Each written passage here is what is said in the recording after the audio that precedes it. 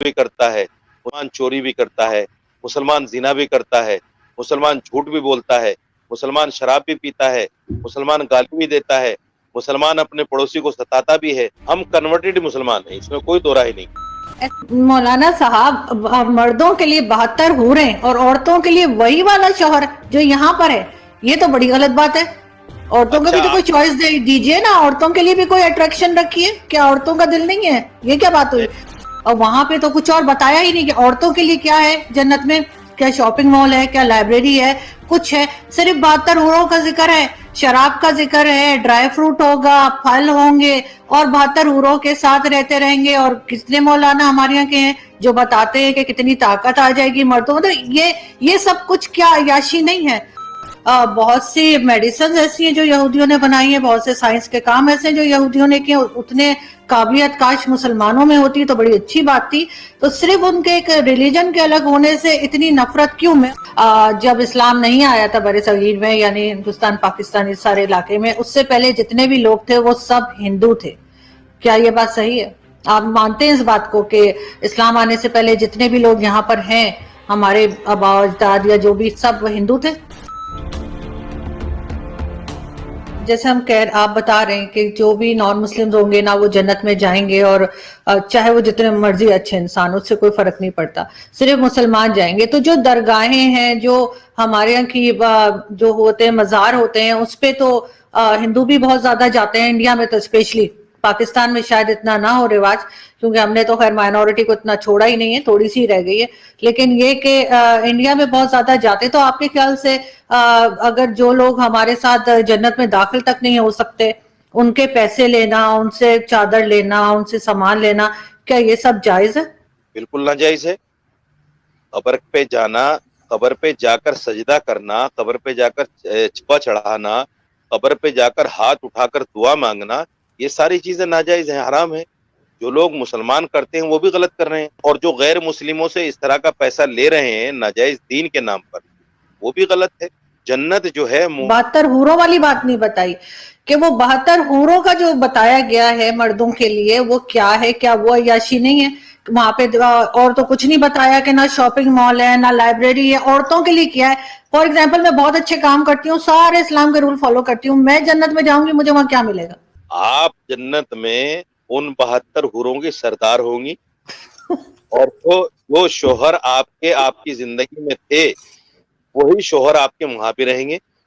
اگر آپ کے شوہر بھی اچھے کام کرتے ہوں گے، اگر دونوں آدمی جنت میں جائیں گے تو ظاہر بات ہے آپ ان حوروں کی سردار رہیں گی. اور دیکھیے، وہ عیاشی نہیں ہے. ایک چیز میں آپ کو بتا دوں، یہ پھر وہی بات آتی ہے جیسے میں نے جواب دیا کہ یہ دنیا کے اندر ان اچھے اعمال کی جزا ہے، ان اچھے اعمال کا سب.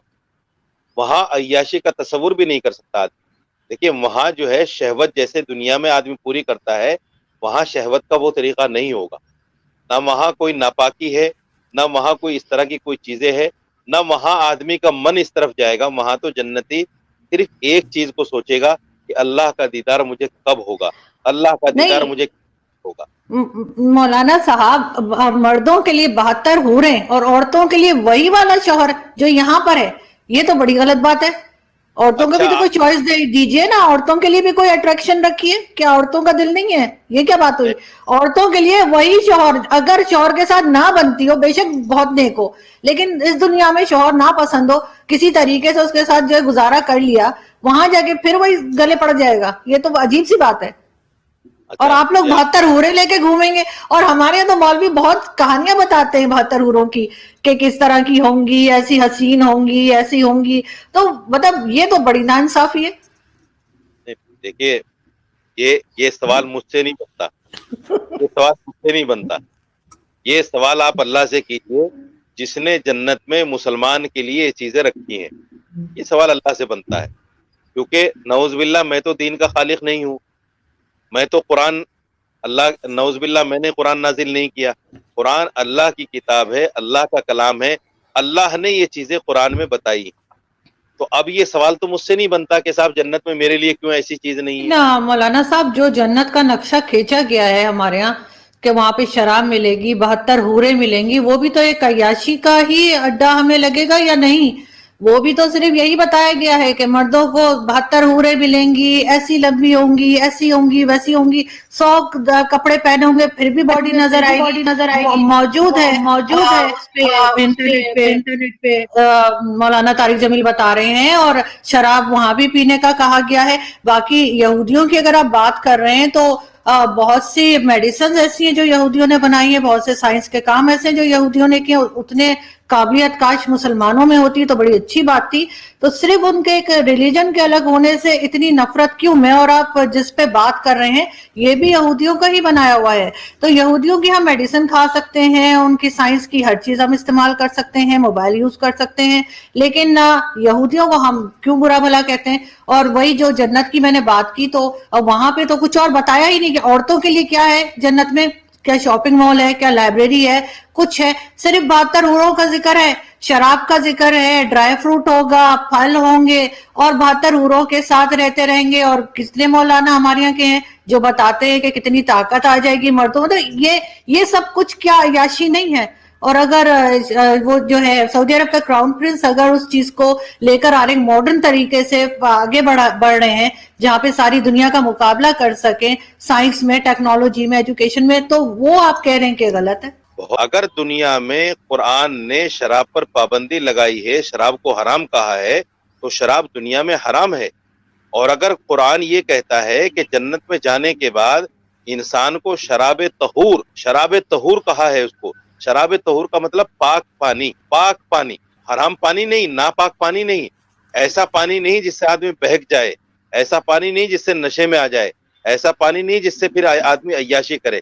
शराबन तहूरा कहा है कुरान। तो शराबन तहूरा अगर अल्लाह जन्नत में जन्नतियों को देगा तो उस पर मैं समझता हूँ उस पर तो एतराज नहीं होना चाहिए, क्योंकि दीन तो अल्लाह की मानने का नाम है। जब हमने दुनिया में अल्लाह की बात को माना है, अल्लाह चाही जिंदगी गुजारी है, कुरान चाही जिंदगी गुजारी है, और जन्नत में जाकर अगर हमें अल्लाह उसका बदल दे रहा है, उसका सवाब दे रहा है, उसकी जजा दे रहा है, तो उस पर तो एतराज नहीं होना चाहिए मुसलमान को। गैर मुस्लिम अगर इस तरह की बात कहे कि ऐसा क्यों है, तो उसका जवाब तो समझ में आता है, एतराज तो समझ में आता है।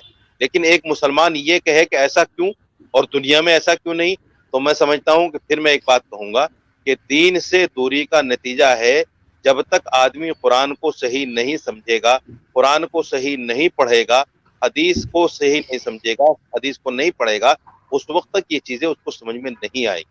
दूसरी बात, मोहम्मद बिन सलमान ने दुनिया में शराब को जायज करार दिया है। कुरान कहता है शराब नाजायज है, कुरान कहता है जुआ नाजायज है, और मोहम्मद बिन सलमान दुनिया में कहता है कि जुआ जायज है। तो आप मुझे बताइए कुरान की मुखालफत कौन सा? कुरान में कहाँ जायज है शराब? कुरान में कहाँ जायज है जुआ? कुरान में कहाँ जायज है तवाइफ के साथ जो है उसका मुजरा दे, उसके नाच गाने देखना? कहाँ जायज है मुझे बता दीजिए। कुरान में कहाँ जायज है कि औरतें जो है बुर्का छोड़कर जो है ऐसे ही खुल्लम खुल्ला फिरते हैं? दूसरी बात, आपने यहूदी के बारे में कहा कि साहब टेक्नोलॉजी तो आप इस्तेमाल कर रहे हैं लेकिन उनको बुरा मानते हैं।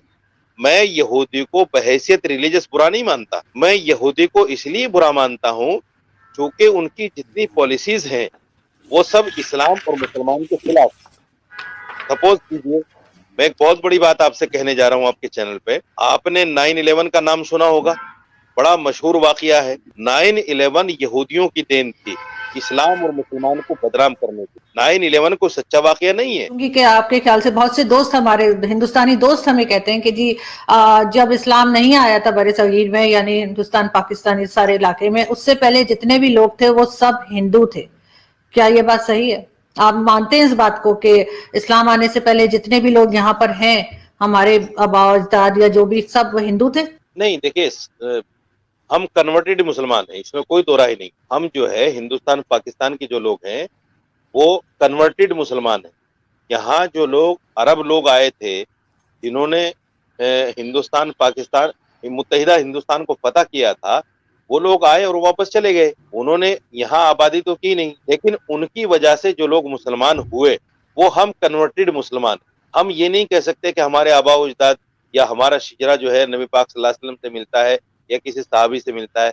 अगर कुछ लोगों के पास शिजरे हैं तो वो ऑथेंटिक भी हो सकते हैं, गैर ऑथेंटिक भी हो सकते हैं, लेकिन इसमें कोई दो राय नहीं है कि हिंदुस्तान पाकिस्तान के जो मुसलमान हैं वो कन्वर्टेड मुसलमान हैं। मगर उसका मतलब ये भी नहीं है کہ جو کنورٹڈ مسلمان ہیں وہ پکے مسلمان نہیں. مسلمان جب آدمی ایمان لے آیا اللہ پر، قرآن پر، اس کے رسولوں پر، فرشتوں پر، یوم آخرت پر، پھر وہ پکا مسلمان ہے. ان کے والد چاہے جو بھی تھے، جیسے صحابہ کرام جب نبی پاک صلی اللہ علیہ وسلم کے زمانے میں جب صحابہ کرام ایمان لائے تو ان کے والدین غیر مسلم تھے، لیکن صحابہ کرام مسلمان تھے، ایمان والے تھے.